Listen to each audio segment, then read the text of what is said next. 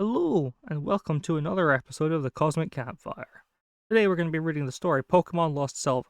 I might go and play the video game based on the story at some point, but for today, it is the story that we're doing. And we're gonna, credits to the YouTube channel Zame for the Ruins of Alph theme remix I'll be using as our background music this time. Let's get right into it. You see, I am a simple college student living alone in an apartment. I was very enthusiastic about the release of Pokemon Heart Gold and Soul Silver here in the States. I have purposefully locked myself out of all media and the internet, aside for school purposes. That means no 4chan, no V, no Bulbapedia, etc. As I was busy with the school year and being poor at the time, I wasn't able to buy Soul Silver on its launch date. After my school year ended, I ordered Soul Silver on Amazon. However, it would take a week for it to arrive. So I decided during that time that I would replay my Crystal version on my Game Boy Color. However, I realised that long ago my mum threw it away because I told her the save went dead and I was very upset about it then.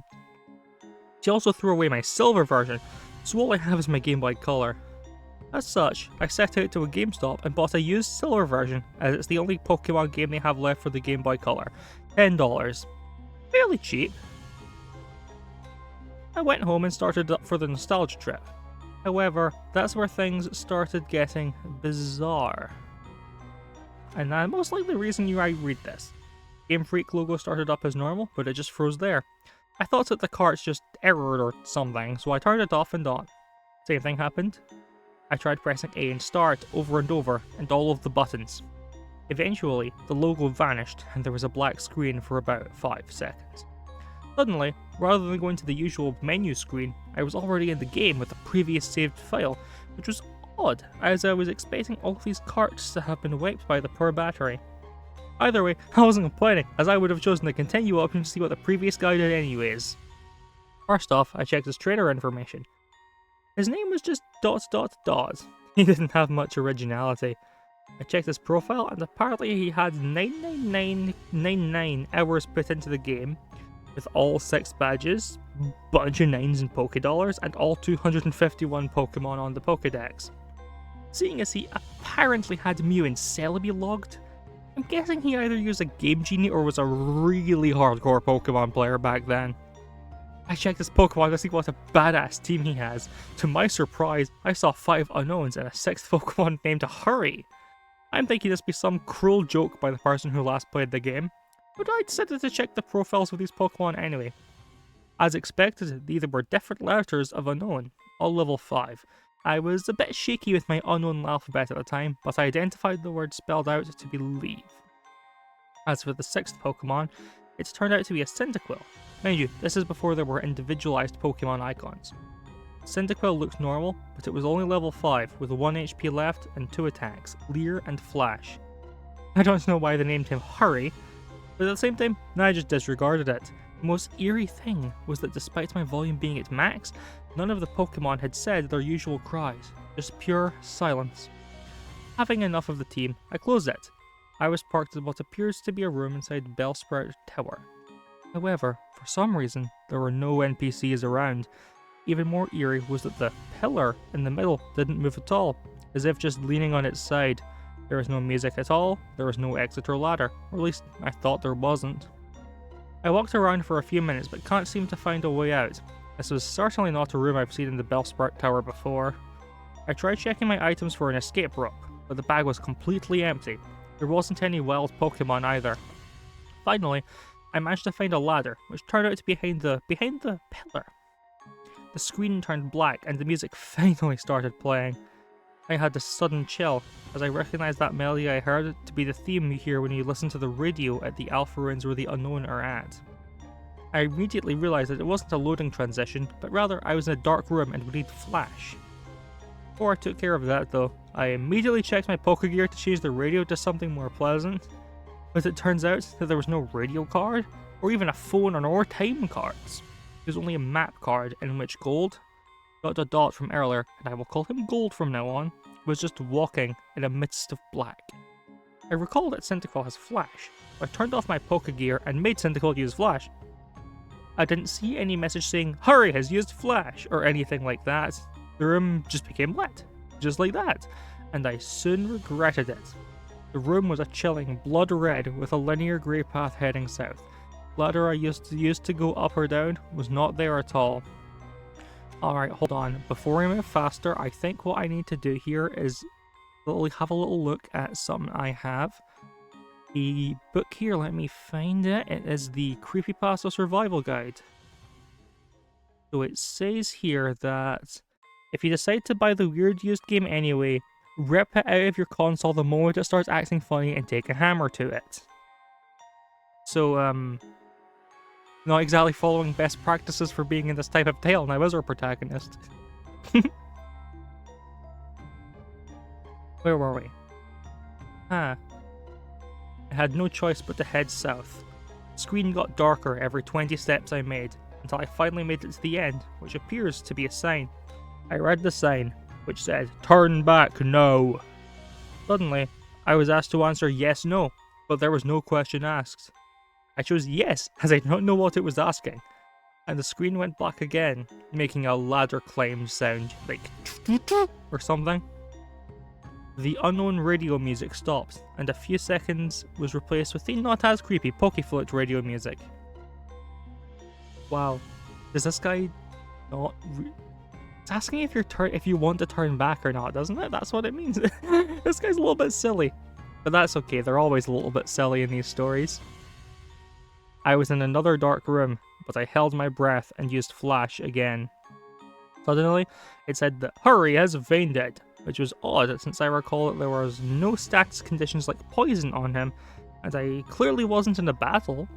I checked my Pokemon quickly and suddenly he's no longer in my party. In fact, after a bit of investigating, none of my Pokemon are there. Instead, all replaced with level 10 unknowns. I did the same thing as before and spelled out the unknown. My then team of unknowns spelled, he died. Either way, after that big, creepy change, the room was lit to reveal myself in a very small room that was only 4 squares big. The walls of that room were grey bricks, as if I was inside something that was hollowed out. Outside that room appears to be a bunch of graves, similar to the ones in Pokemon Red and Blue. I've walked around that small room and pressed A, but nothing was happening. I've already concluded this was clearly a hacked game and some fellow sold it to GameStop. However, my curiosity kept me going. I checked the trainer profile of ... again, only to find out that the sprite of Gold was missing his arms. He also appeared less smug, but rather more sad and empty in a way that I do not know how to describe. For some reason, it also said that he had 24 badges, which was clearly impossible. After a few minutes of aimless wandering, my character suddenly spun and did the escape rope spinning animation. Instead of flying up though, my character spun downwards slowly, as if singing. After that screen, the music stopped. After finally landing, the overworld sprite of Gold is coloured differently now. Instead of the usual red colour he dons, he appears completely white now, including his skin. It's as if he came straight from the colourless Game Boy games placed into a coloured background of the Game Boy Color. I checked his profile. What is this? Okay. He is now as white as the overworld sprite on the trainer card. He lost his legs and has what appears to be bloody tears from his eyes. Oh no, the hyper-realistic blood. It also says he now has 32 badges, which starts to disturb me as the number of badges seems to represent something important. I also checked my Pokemon, which contained 5 unknowns and a level 100 Celebi without a nickname. The unknown are this time leveled 15 and spell out dying. I checked the Celebi's profile. It was a shiny Celebi. Before we go any further, Rule 65, no good can come from having a shiny Pokemon.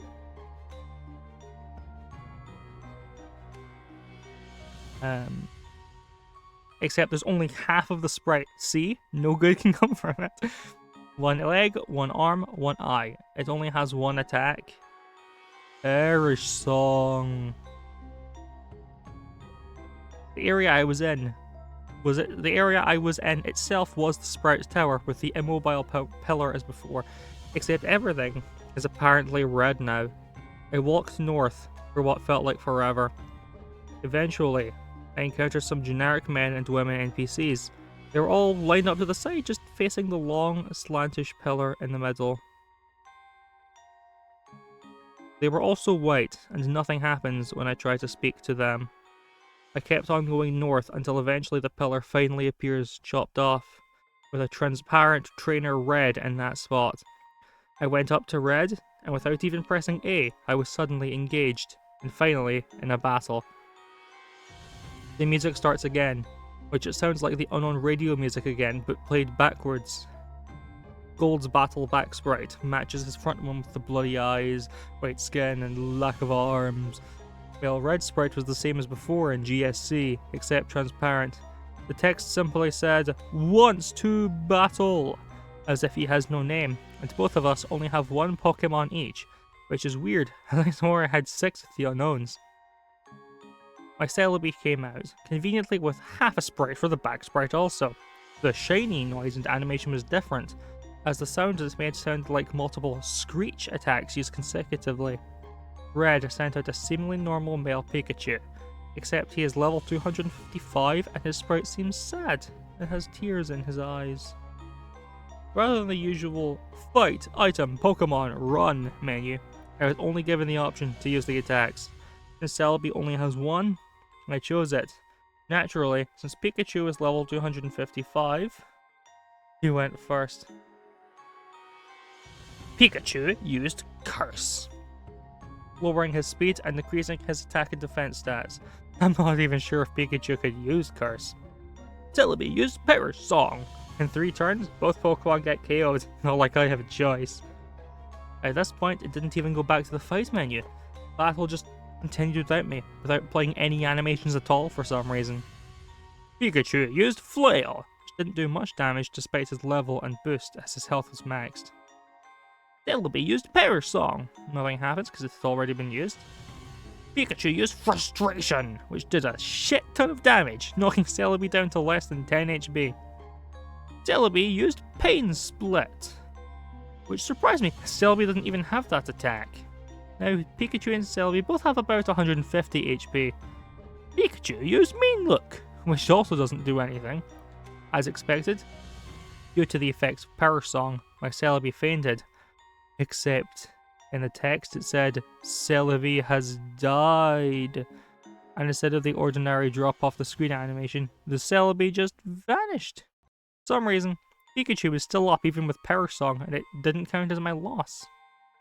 Pikachu used one more different attack beyond the 5 attack limit. Wait. Do you mean 4 attack limit? Pikachu used Destiny Bond. Afterwards, it said Pikachu has died, with a slow fade out animation. Apparently, I was the winner, as a transparent red sprite showed up and said dot dot dot dot dot dot dot dot dot dot. At that point, I just freaked out, as that transparent red sprite was suddenly beheaded, leaving nothing but his transparent body. The battle then ended at that point and faded out along with the music. I'm back in the overworld with another change to the Gold sprite. He's now as transparent as Red was. I quickly check Gold's profile, where this time the only thing that remains of him is his head with a transparent skin. The head was zoomed in a bit, showing a black void in his eyes. It now stated that he has 40 badges. I backed out and checked my Pokemon. They were all level 20 shiny unknown, which then spelled out no more. I was at what I now know is next to the end. There was apparently no music playing, but for some reason I still felt like there was something there that could be heard. I was back at my room in New Barktown. Maybe I finally get to play this game normally, but who am I kidding? I knew that hacker must have done something. I walked around my room to interact with things, as I'm a bit afraid to go down the stairs and see what was waiting there. Note I said walked, as while the background was moving, Gold was not moving his transparent limbs at all while doing so, just floating like those ghosts you see him downed in Pearl. As expected, the radio, computer and TV did not work, so I had no choice but to go down the stairs. I ended up in the same lower level of the house. Everything appears normal, except the character's mum isn't home. After failing to interact with anything in this room, I decided to go outside. To my surprise, that door leading outside to the south didn't work, and instead, I just walked straight through it to a void. I continued moving south to see what was going on. My house vanishes as I head south into the void. It was as creepy as when I entered the void. The outline of Gold's transparent sprite turned white to the contrast with the pitch black.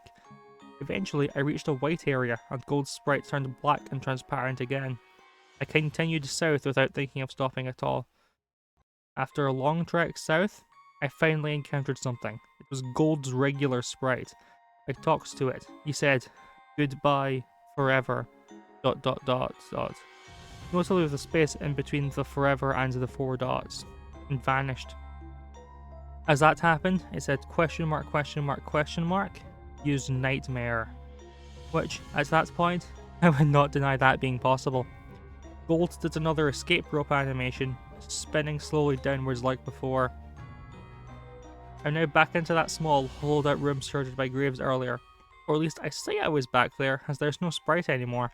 I tried to walk around, but nothing moved. Not even the wall bumping noise. I checked my trainer profile, with absolutely no gold sprite left. That I have 0 badges, and the pictures of all the Johto gym leaders at the bottom were replaced with skulls.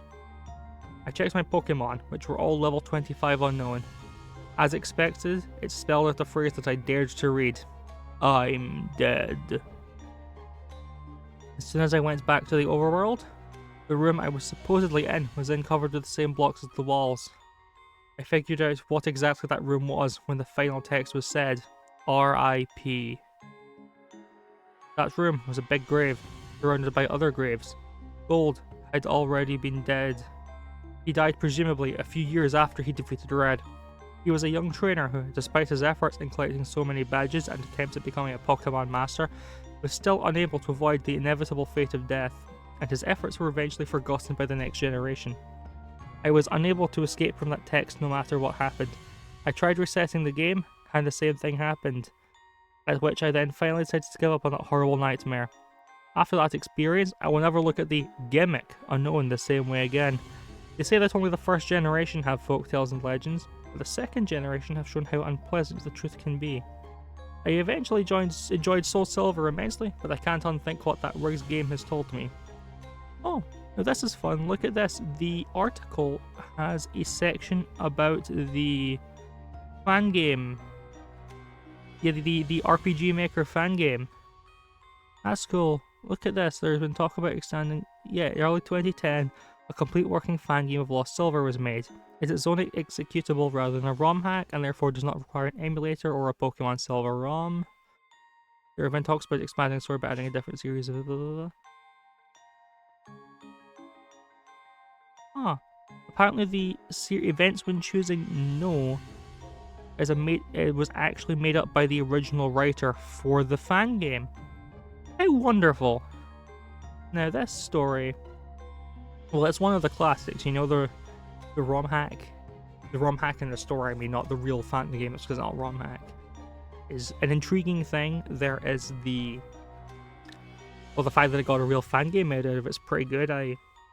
The idea of pieces of the character disappearing, I assume, is therefore meant to represent the character slowly being forgotten after their death, which I think is an interesting thought. The fact that I thought it was just, when I was reading through it, because I forgot that twist, that bit monologue at the end.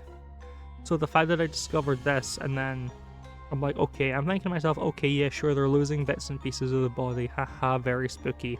But no, it actually seems like the intention was for it to mean something in the story, which is pretty cool. Overall, yeah, having reread this, I definitely see why the story is a classic of the Poképastas, having revisited it. Well, I think this will be the end of this campfire story. Thank you for listening.